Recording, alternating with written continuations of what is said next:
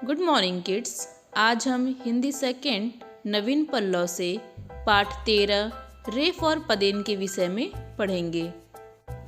बच्चों, आज हम र और र के रूप के विषय में पढ़ेंगे। जैसा कि मैंने आपको लाइव क्लास में बताया है कि र अपने 4 रूपों में प्रयोग किया जाता है। सामान्य र, रेफ र और ये दोनों पदेन र।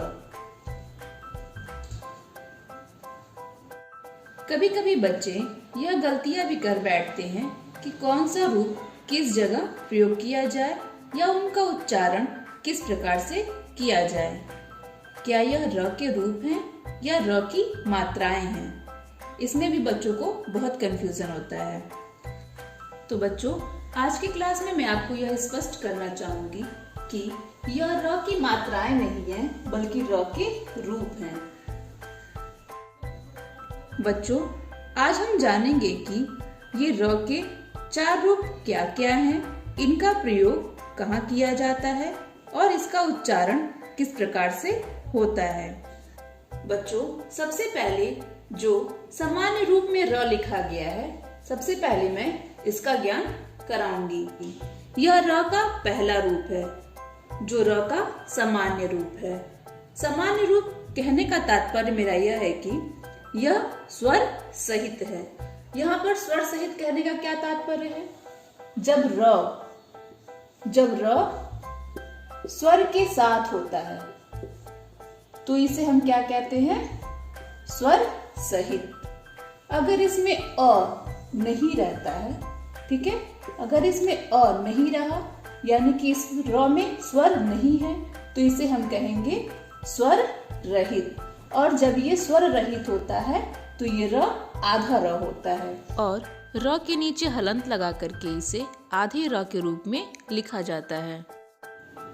आप देख सकते हैं उदाहरण में मैंने कुछ शब्द लिखे हैं और इन सारे शब्दों में मैंने र के नीचे लाइन बनाया हुआ है, ठीक है।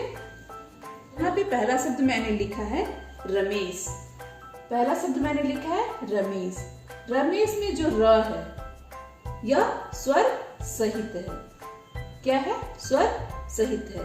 यहाँ पर स्वर सहित कहने का क्या तात्पर्य है? यहाँ पर स्वर सहित कहने का तात्पर्य मेरा है कि इस र में अ मिला हुआ है। जैसा कि आप जानते हैं कि सभी व्यंजन स्वर सहित होते हैं, तो ये र भी हमारा एक व्यंजन है जो स्वर सहित है। बच्चों, जब हम र का उच्चारण करते हैं तो इसमें अ की भी ध्वनि आती है। अ की ध्वनि क्यों आती है? क्योंकि यह स्वर सहित होता है, इसमें अ मिला हुआ होता है।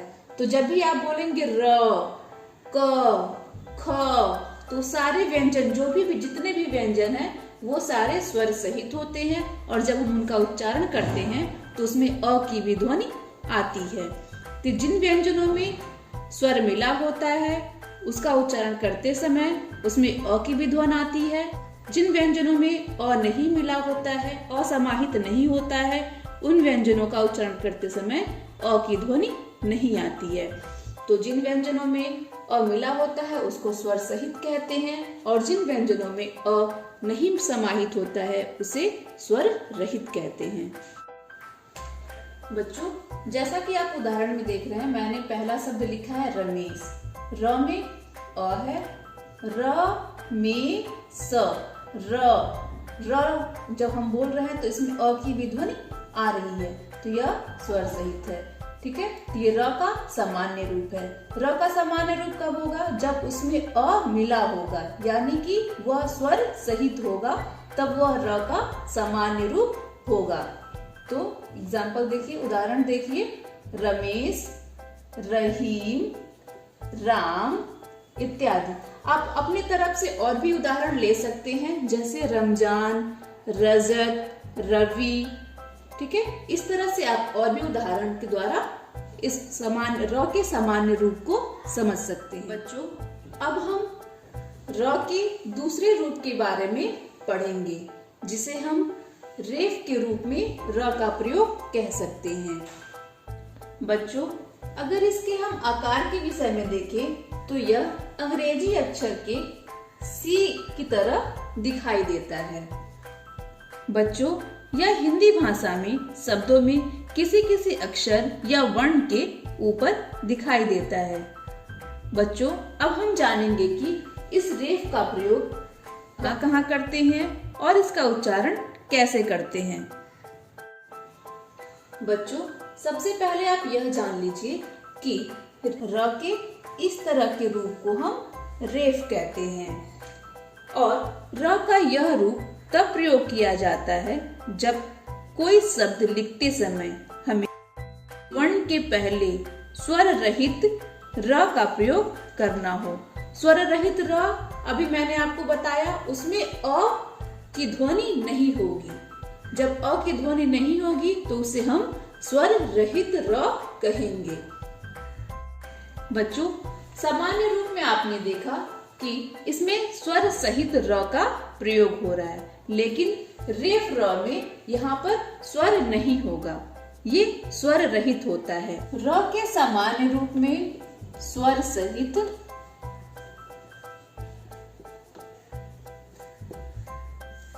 और रेफ र में स्वर रहित होता है। स्वर सहित का क्या मतलब है? स्वर सहित का तात्पर्य है इसमें अ की ध्वनि होती है और स्वर रहित का तात्पर्य है इसमें अ की ध्वनि नहीं होती है। बच्चों, सामान्य तौर पर हर एक व्यंजन के साथ स्वर समाहित रहता है। जब हम किसी वर्ण में से स्वर को निकाल देते हैं तो वह वर्ण हलंत के साथ लिखा जाता है। जैसे र है, इसमें अ मिला हुआ है। जब इसमें अ मिला रहता है यानी कि ये स्वर सहित होता है तो ये पूरा र, सामान्य र ऐसे लिखते हैं, ठीक है। जब इसमें से हम अ निकाल देंगे तो यह हलंत के साथ लिखा जाएगा, ठीक है। बच्चों, जब इस र में हलंत हम लगा देते हैं तो इसे हम आधा र भी कह सकते हैं।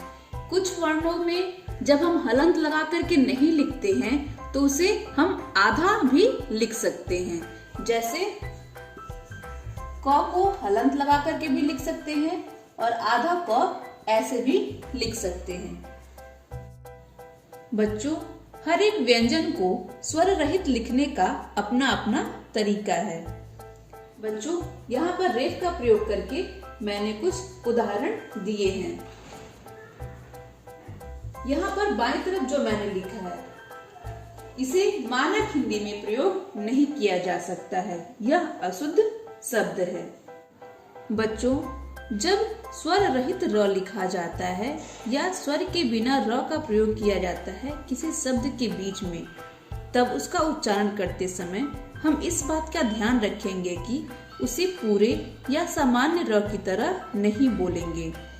बच्चों, आप यहाँ पे देख रहे हैं कि जो मैंने ये धर्म लिखा हुआ है, यहाँ पे मैंने र के नीचे हलंत लगाया है। र के नीचे क्या लगाया है? हलंत लगाया है, जो मानक हिंदी में स्वीकार नहीं किया जा सकता है, क्योंकि दो अक्षरों के बीच में कभी भी हलंत के साथ र का प्रयोग नहीं किया जा सकता है। अगर ऐसी स्थिति उत्पन्न होती है तो उसे हम अगले अक्षर के ऊपर रेफ के रूप में प्रयोग करते हैं। बच्चों, आप सभी इस बात का अवश्य ध्यान दें कि रेफ में कभी भी र स्वर रहित होता है, अर्थात बिना स्वर का होता है, इसलिए इसका उच्चारण सामान्य र की तरह कभी ना करें। इसका उच्चारण करते समय इस बात का अवश्य ध्यान दें कि पहले स्वर रहित र का उच्चारण किया जाए, तब जाकर उस अक्षर का उच्चारण किया जाए जिसके ऊपर रेफ लगा है, अर्थात रेफ का उच्चारण पहले, फिर उस अक्षर का उच्चारण किया जाए जिसके ऊपर रेफ लगा है। जैसे यहाँ पे उदाहरण में देखिए, ध र म।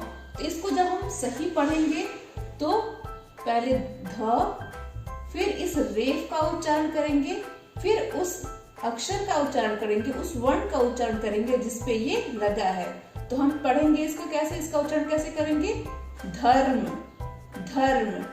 उसी तरह से कार्य को कार्य, तो इसका उच्चारण करेंगे हम कार्य, कार्य। पहले हम इस रेफ का उच्चारण कर रहे हैं, फिर हम य का उच्चारण कर रहे हैं। तो कैसे कर रहे हैं, कार्य धर्म। बच्चों अब हम पदेन के रूप में र का प्रयोग सीखेंगे, ठीक है। तो यहाँ पे आप देखिए,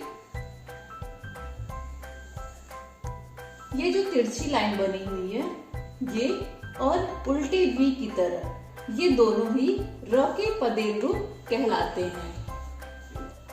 बच्चों इन दोनों ही पदेन रूपों का प्रयोग हम भिन्न भिन्न तरीके से करते हैं। बच्चों सबसे पहले हम पदेन के अर्थ को समझ लेते हैं। अगर हम सामान्य रूप से देखें तो यह अक्षर के पद अर्थात पैर के पास यह प्रयोग किया जाता है, या हम कह सकते हैं कि अक्षरों के नीचे उन्हें प्रयोग किया जाता है। बच्चों जो अक्षर गोलाकार होते हैं उनमें इस तरह का जो उल्टा वी की तरह बनाते हैं पदेन, उसे प्रयोग करते हैं, और जो अक्षर पाई वाले होते हैं उनमें ये तिरछी लाइन वाला पदेन लगाते हैं। बच्चों यहाँ पे आप ध्यान दीजिए, सामान्य र में आपने स्वर सहित र पढ़ा, रेफ र में आपने स्वर रहित र पढ़ा। तो पदेन रूप में क्या होगा, स्वर सहित होगा, स्वर रहित होगा, कौन सा र होगा। बच्चों यहाँ पे मैं आपको स्पष्ट करना चाहूंगी कि पदेन के दोनों ही रूपों में र का प्रयोग स्वर सहित होता है, अर्थात इन दोनों रूपों में पूरा र सम्मिलित रहता है या पूरे र का उच्चारण किया जाता है। अब हम यहाँ यह देखेंगे कि हम सामान्य र में भी पूरे र का प्रयोग कर रहे हैं और पदेन र में भी पूरे र का प्रयोग कर रहे हैं। तो पदेन र की आवश्यकता क्या है। बच्चों जब कोई भी व्यंजन स्वर रहित हो अर्थात बिना स्वर का हो और उसके बाद स्वर सहित र का प्रयोग किया जाता हो, तब उस र को पदेन रूप में अक्षर के नीचे लगाया जाता है। बच्चों यहाँ पे मैंने आपको बताया कि जब स्वर रहित व्यंजन के साथ स्वर रहित व्यंजन क्या हो जाएगा, ग के साथ हलंत यानी कि आधा ग, और इसके साथ स्वर सहित र यानी कि पूरा र या सामान्य र आता है, तो इसे हम पदेन रूप में लिखते हैं। ग में इसके पैर के नीचे हम पदेन को लगाते हैं, या इसको हम इस प्रकार से भी कह सकते हैं, हम पदेन रूप में अक्षर के नीचे लगाते हैं। तो ये ग्र और ह, तो ये हमारा हो जाएगा ग्रह।